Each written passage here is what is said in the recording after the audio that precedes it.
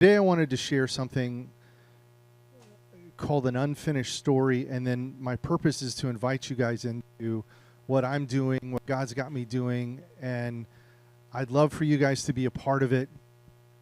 Some of you may not know my story, so I'm going to briefly share that, and then what we've accomplished the last 3 years, and this new venture that I started called Wrestling Lions, and how you guys can be a part of that as well. Because I believe what we want to do is fix something that is hidden in the church that most people don't even recognize, and that is spiritual abuse. Does anybody know what spiritual abuse actually is? See, that's the, are you guys not really, or are you just not wanting to raise your hand? Do you not really know? How many feel like they've ever been spiritually abused? Okay, gotcha. So we're going to get through that a little bit. I'm going to show you what things that I've done and then how you can help. So 3 years ago, I was a graphic designer in my own little wine press, minding my business, doing my own little thing. And if you would have told me that I would end up exposing the largest Pentecostal denomination in, I guess you could say, history, their 100-year history of spiritual and sexual abuse, I would be like, you're absolutely crazy, right? I'm not even in the Assemblies of God, right? I'm not even part of the denomination. And so I was a part of this campus ministry about 25 years ago called Chi Alpha, and in the church Mark was talking about, we had a spiritually abusive pastor, as well as I had a mentor who was spiritually abusive, who was grooming me that I didn't even know. And part of what I wanted to talk about today is the fact that we don't even know we're being groomed. I had no idea I was being groomed for the purpose with this was for sexual abuse. No idea. And what I uncovered was there's a whole generation that was groomed by this one man who was my mentor that I invited to Sam Houston State University because he was trusted to us. We saw him at an event, and our pastor at the time, youth pastor, introduced him as the holiest man alive. And so when your pastor stands up here and says, hey, this is the holiest man alive, you got to get to know this guy. You're like, oh, heck yeah. But come to find out, he was actually worse than a wolf in sheep's clothing. He was a serial predator. So one question that really kind of brought this into my journey into this whole thing was, and it goes back to Mark, and we've talked about this a few times, where he went to someone's house. I didn't get to go. It was for a Christmas event.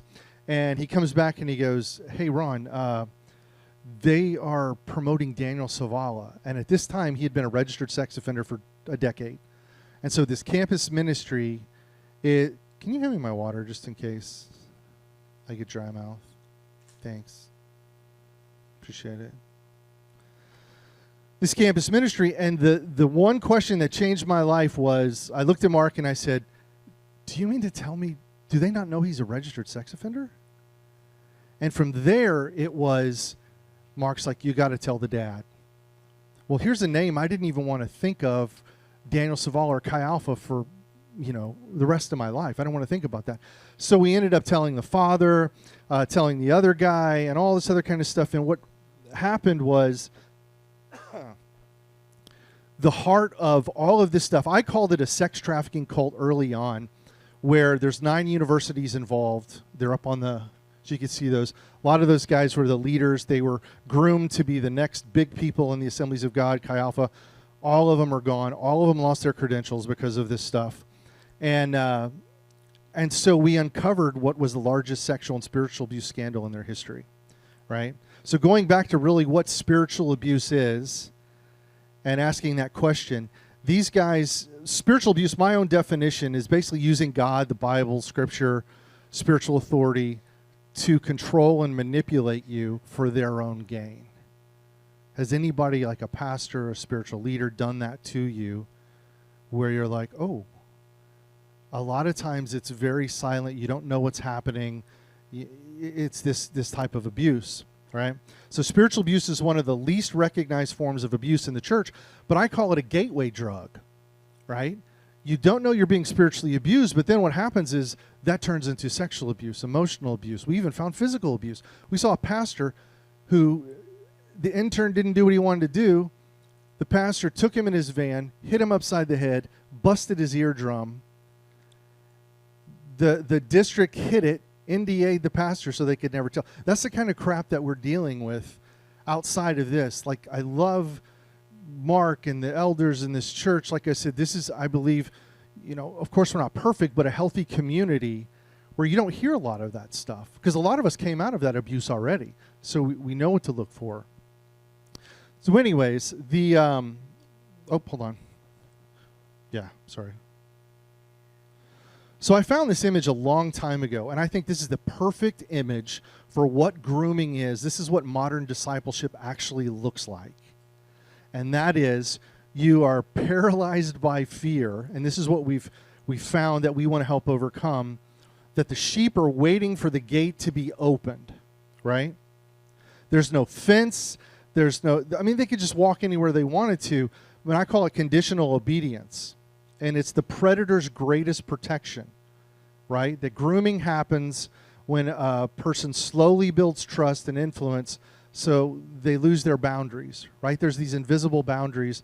And this right here is what we're dealing with, and it's a mindset that you have to break. Well, my pastor said this, and blah, blah, blah. We've uncovered, actually there's a pastor in Arkansas, I believe, right now, and he just got sued for sexually abusing a minor, the fourth largest Assembly of God church in the country. Most of his congregation, this is what they look like. My pastor would never do that, blah, blah, blah, blah. Well, all these girls are coming forward now, and it's a whole thing. So, but you watching the way the church responds, that's really how they're groomed, right? Going back to the story with Mark, this dad that we talked to, I finally ended up saying, you got to tell your daughter. She's a leader in Chi Alpha at Texas A&M. Ends up telling her, and you know what the daughter said to him? She comes back and says, Dad, don't tell me anything negative about my pastor. I have to submit to him. And I'm like, your daughter's in a cult. Jerk her butt out of there now. They've been groomed to think that way. Right? That is not healthy. That is standing at that gate. So when a community loses what we call discernment, right? Because grooming trains people not to trust their own judgment. I've talked to hundreds of students and parents who they're just like, they talk me out of my common sense. They talk me out of my own judgments. They don't even let me ask questions. Questions are considered off limits. You're being rebellious. Don't question the Lord's anointed, all that kind of stuff. One of my favorite quotes is, what discernment is in a nutshell is the art of being wise is the art of knowing what to look for. And I think that's what needs to be taught in churches, is what is discernment. And I know Mark talks a lot about this. One of my favorite graphic designers, Paula Schur, we're taught in art school, designers are trained to know how to see. And I think the church is normally taught how to listen to the leader and obey him versus how to listen to God and do what he wants you to do. So what is it we're looking for? We're looking for wolves, really to spot wolves before they bite, right? That's it. And that's what universities, our main focus is to university students because no one is teaching them. They're vulnerable, they're helpless, and they get involved in these groups, and they're trusting, and it's just like, ugh. So real quick, why the church must learn how to recognize spiritual abuse. This goes back to my story. That's because nobody taught me. And I realized I've spent most of my life trying to get healed from trauma I didn't even realize I was dealing with, right? In 1996, I was a part of this Chi Alpha group. The guy behind you is Daniel Savala pretending that he's reading, now that I know his story. But I was groomed both by my church and my mentor. And he ended up asking me to come over to his house one day and masturbate in front of him. And I was like, are you insane? And apparently he thought he had me. And I was just like, I rejected it. And that rejection got me excommunicated from Chi Alpha. And then all the guys who I thought were friends end up turning on you because this is the holiest man alive. And you're just this fearful little kid who is lying about your mentor, right? So that altered my life forever.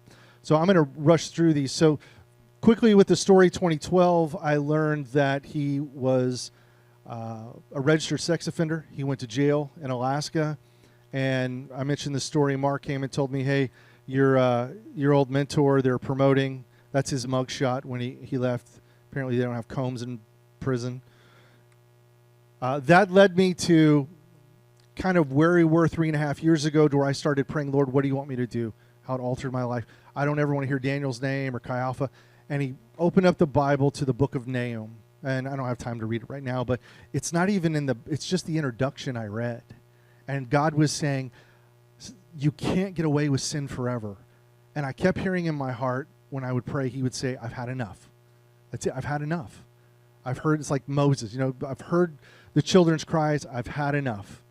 And something later that I believe, I kind of named it the dirty side of revival. And that's what this is.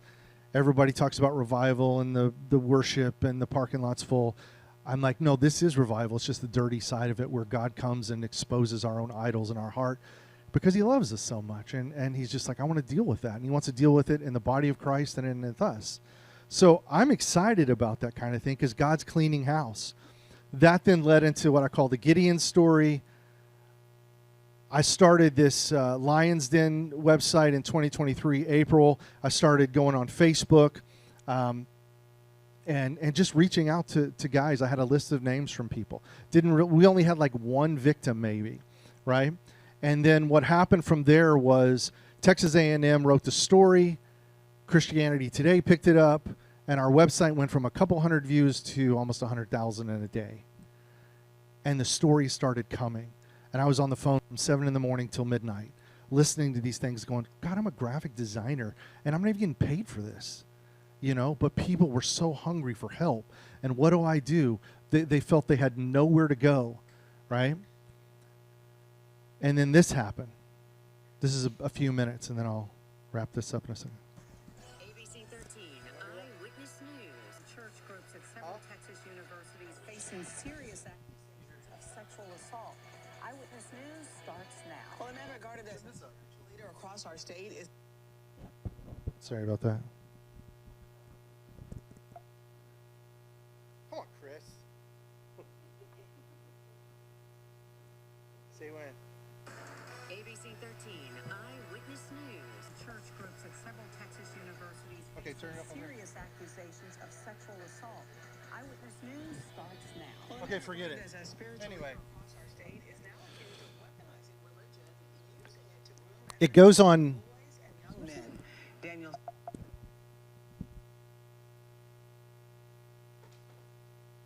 Sorry about this. I'm just going to skip it. ABC 13, Eyewitness News. Church groups at several Texas universities facing serious accusations of sexual assault. Eyewitness News starts now. Well, a man regarded as a spiritual leader across our state is now accused of weaponizing religion, using it to groom and manipulate boys and young men. Daniel Zavala is accused of sexual assault and abuse dating back decades. ABC 13 Shannon Ryan joins us live from the Harris County Jail, where Zavala is currently being held. And Shannon, a new lawsuit was filed against him this week. It was. Zavala has been a registered sex offender since 2013. Still, this lawsuit alleges he's been encouraged to work with children and young adults by campus ministry leaders. Some of those leaders even witnessed assaults themselves, yet brought youth from religious groups across the state to Zavala's house for, quote, mission work. Zavala was part of Chi Alpha. So I'm gonna skip that. Basically, what this is talking about was one of the abusers came out, saw the forum. It was a dad who had been molested by Daniel. He was the Baylor campus pastor and pastor of Mountain Valley Fellowship. Years later, he thought it was normal. They called it nudity is unity. Talk about grooming. He thought it was normal. He took his own little sons to the sauna to get molested by Daniel. And he saw the website and he goes, oh my God, what I'm doing is wrong. And he turned himself into the police. And that's what got Daniel arrested. And I'm thinking, talk about the power of grooming, that you think being molested by your mentor is okay, that you take your own sons there. Then this also shows that a blind guy was trafficked to Daniel's house. So I said early on to our attorney, this is sex trafficking. He's like, you don't have enough info to say that. I said, I'm telling you, I believe this is sex trafficking. And now we have 3 people indicted of sex trafficking. And what we found, what we've kind of, to hurry up, 6 arrests, 3 indictments. I don't know how many people have lost their credentials, pastors, thousands of people, all that kind of stuff have been, not thousands, let's say a few hundred have been either fired or retired or whatever. So we found 50 so far at one university, right? So saying all that this isn't about one man. What we found is this is a system, whether it's in a denomination, Pentecostal, whatever. It's bigger than one man. It's an institution. And I told you guys the story of Ryan Beatty the other day. Now we have a college professor who has a published paper, an academic paper that he's teaching along with 2 other professors at University of Tennessee and some other ones on how in the world did this organizational communication class is what it is. How did this organization get it so wrong? And like I mentioned last week, they increased their insurance to get it published in case they get sued, right? So it's not about a bad apple, it's about a bad system. And talk about the grooming thing, right? So when this all came out, this is what the church had to say. Hey, it's the devil attacking the church with false accusations being made against Mountain Valley Fellowship. It's always the daggum devil, right? And I had a guy tell me that this pastor, no man could ever remove, because I asked him to stand up against him. He said, no man can ever remove this pastor. He's too powerful. And immediately I said, well, it's not a man leading this movement. It's God. He was fired a week later. And that's what happened to their church. And then that's what happened to their fraternity house. It's now a clinic for unwed mothers. They had 80 people on staff at that campus ministry. That's just their staff. How big this thing was, that the guy, well, you can't see him, he's got his hands up. He was hurt by Daniel, and he was his protector, right? Which brings me to, who cares, Ron? God's put on my heart, probably, I know you guys ordained me a few years ago, but since then it's been this, my life, if you could categorize it, is like wrestling lions. And I know a lot of you could probably relate to that too. And I wanted to start, I feel God saying, start an organization. We thought it was a nonprofit at first, but right now it's just a media company where we're going to teach people how to wrestle lions. And the mission really is how to teach Christians how to recognize, resist, and report abuse, mainly college students, because they're in this vulnerable place. I've talked to hundreds of them. They get talked out of their degrees. They get talked out of this stuff because they're taught, if you want to do something for God, it has to be in full-time ministry, right? And that's why I want this thing to exist. It's because once people see that pattern, the gate and those sheep, where you saw the sheep standing at the gate, they lose control. And that's what we're trying to do. We're trying to give power back into the hands of students and parents. I had a parent call me the other day. She said, they told my son that they're his family now. He doesn't have to come home. I was like, that's a cult. Call the university. I've sat with Sam Houston and the dean of students and the vice president, and there's like, well, we can't do anything unless. I'm like, am I taking crazy pills? I mean, you got the largest sex trafficking cult in your history, and you won't even do anything about it. So I decided we're going to do something about it, and we're going to create a team to do something about it, right? Because this is what I want. This is the fruit of what we've been doing, right? The fruit of it is they don't have to stand at the gate anymore, right? They're free. Discipleship is, like you said, listening to Jesus and doing what he says. And I had this, this note from a student who was at a Louisiana university. She said, they told me that I had to live on campus, so I want to be a leader, and I don't have any money. I live literally a mile down the road.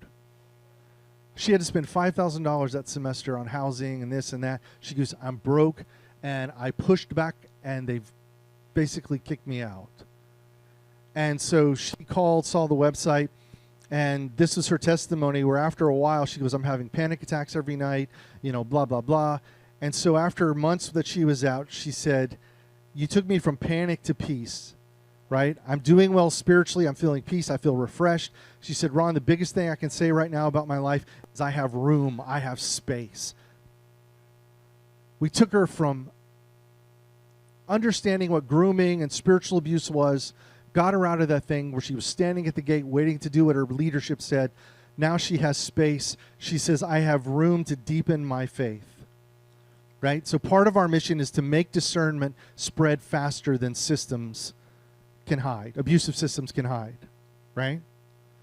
And I have this saying I like to say, we want to make sure abusers have nowhere to hide and survivors have every reason to hope. Because these guys are hiding in the church. And they're normally hiding behind the pulpit. And they've done a really good job. Like, raise your hand if you have ever been taught how to spot grooming in your life, spiritual grooming. How do you spot if someone is sexually grooming you or spiritually grooming you? I started asking parents that 2 years ago. Nobody's like, I don't even know where to go. That's what we want to solve. We want to design books and tools and resources and you name it to do that, because the saying I have is without discernment there is going to be deception, period. Right? I think discernment is the immune system of the church, and we're sick. Right? Abuse doesn't spread because predators are powerful. It spreads because discernment is absent. And the way we're going to do this, I break it down into 3 things. This isn't just about creating a ministry or whatever to expose abuse. Gideon is the exposure part, right? Ephesians 5:11, where it talks about exposing it. Then you've got Nehemiah, where once everything's exposed, the wall's down, you see the foundation, you start rebuilding. Right? So there's a rebuilding. Then it goes into the Barnabas. You guys are sitting in the Barnabas section. That's what this is. Discipleship in the morning, healthy community, eating. It's how do you find those healthy communities anymore? Because if you get somebody saved and you put them in a church that does this kind of crap, the hardest people to win back to God are the people who've been hurt by the church. Right? And those are the people who are coming back. It's so exciting. People have told us, we don't want anything to do with God anymore. They're seeing this, and I had one guy said, I thought I would die and never see justice for these boys in Alaska. And he's just like, I can't believe this. I mean, God is amazing. So the legacy we're going to be building, and I got 2 more minutes. Legacy we want to build is all these tools, right? Designing field guides. I started a podcast. I just interviewed my first person, Cindy Clemenshire, the Robert Morris thing.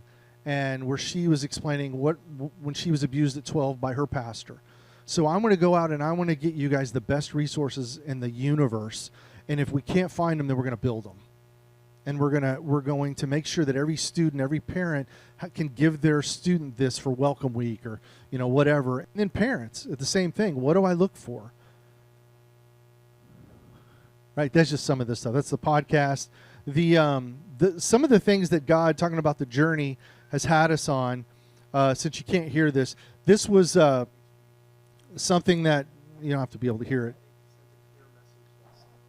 One of the things we want to do is legislation. So we've been working with Elizabeth Phillips, the No More NDAs, the laws that were passed that churches can't use NDAs to silence people. I've been working with the anti-trafficking people, also the anti-slap laws, because we got sued a couple times by churches. And so we're going to use creativity, humor, and all this stuff. And this was a shirt that I did called Don't Be an NDA Hole. And I got to speak at the Committee on Jurisprudence, which was pretty funny. And that's what you saw. The main guy was just like, let me see your shirt. And it said, don't be an NDA hole. It's like, I want one of those shirts. We're working with the No Trafficking Zone. New law was just passed that if you sex traffic on college campuses, this was at TSU, that it's life in prison. So we're changing laws. That's what I want to do. Not just create the tools, create the laws, change the laws and all that kind of stuff. NBC, you guys know this. NBC has a entire segment based on exposing the Assemblies of God. And this is a little creative humor that I use. the grossly negligent retirement tour. We're waiting on the investigations that they did. We're at 794 days yet. So we're keeping the pressure on this denomination. And what I'm heard from internally is they're imploding. Briefly, why this work matters to me. When we did our NBC interview, Kate Snow asked me something that I couldn't answer at first.